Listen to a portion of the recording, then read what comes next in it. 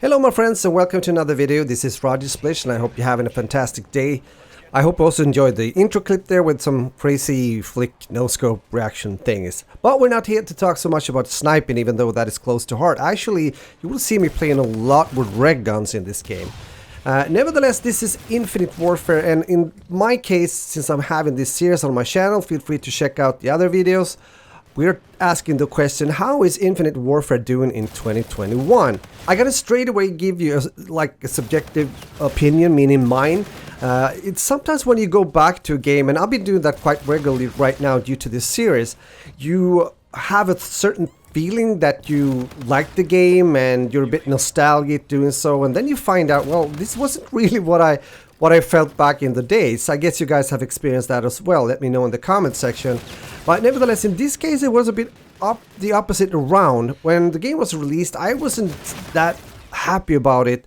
And we'll get into that soon because it has to do with a kind of common opinion at that time when it comes to the actual design of the game and where it takes place and stuff like that.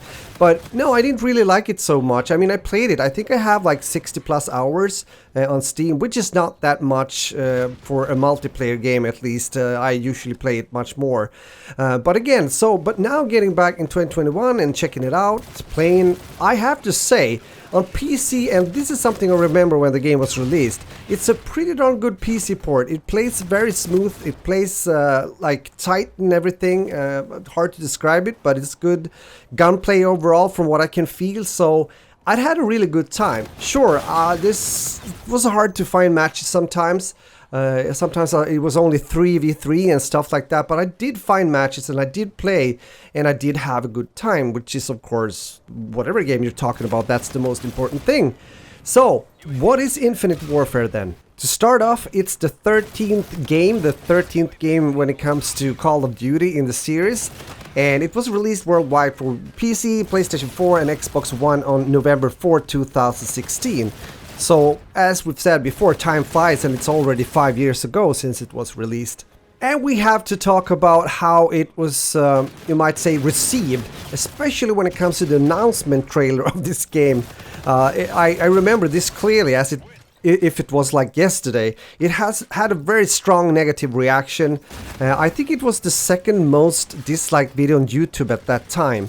And people were saying, especially when you were reading the comments, that commentators were attributed this to be an botting campaign by both fans of, you know, like Arrival in when it comes to FPS gaming, which in this case was Battlefield 1, as well as a lot of Call of Duty fans that were expressing their frustration, getting a game that was in the same direction as the games have been before, meaning in the future with jetpacks and wall running and all those kind of features. But when the game was released, it actually got generally positive reviews. And a lot of critics were really happy about the single-player campaign, for example, which was seen as a considerable improvement over that of Black Ops 3 and the zombies mode. And the multiplayer, though, and here's the thing, again, was criticized for its lack of innovation, which is also interesting when you look upon all the features that was new in Infinite Warfare compared to other games in the series. But it was named as Best Shooter at E3 by Game Informer, and it was also nominated by several awards, and actually winning one of them. But it did underperform when it comes to sales, especially compared to previous Call of Duty titles. Although Infinite Warfare was top-selling game in the US in November 2016, so it was a mix of good and bad, I guess. I guess that goes for what they did also with the class system, which is called combat rigs in the game. Some people liked it, some didn't. It was an introduction, nevertheless, of a major overhaul to this system. And similar to the specialist system in Black Ops 3, there were 6 rigs in total. And in this case, it was Warfighter, Merc, FTL, Striker, Phantom, and Synaptic. I guess each of you maybe have your own favorite. If that's the case, let me know. They have different payloads, weapons, abilities, and playstyles, of course. It also introduced a bunch of weapons. I think it actually says that it's like hundreds of both primary and secondary weapons, which is quite a lot. And you could gain access to several types of these weapons, both ballistic weapons, melee weapons, and also these futuristic energy weapons, and different kind of nades. They had, for example, 2 that were new, if I remember correctly, at least for Call of Duty, which was called the Seeker Grenade and also the Black Hole Grenade. Infinity Ward also introduced a new weapon crafting system. So when you were playing, you earned salvage points, and they could be consumed to purchase prototype weapons, variants of existing in-game weapons. So for each gun, there were like 4 types of prototypes and classified into 4 groups: common, rare, legendary, and epic. So all of which grant players gameplay advantages known as the gun perks. Also saw the return in Infinite Warfare when it comes to score streaks. Score streaks in this case offer players perks such as the ability to deploy UAV, counter UAV, and the ability to summon a RC-8 robot, which is an armed robot designed to defend the player and kill other opponents.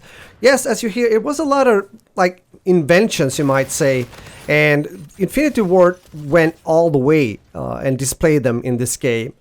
And I would say this, now coming back playing it and also actually enjoying it much more now than I did in 2016 apparently, that if this game was to be released, let's say like last year or 2 years ago, I think it would have been received much better, get like more positive reviews, especially from the community itself.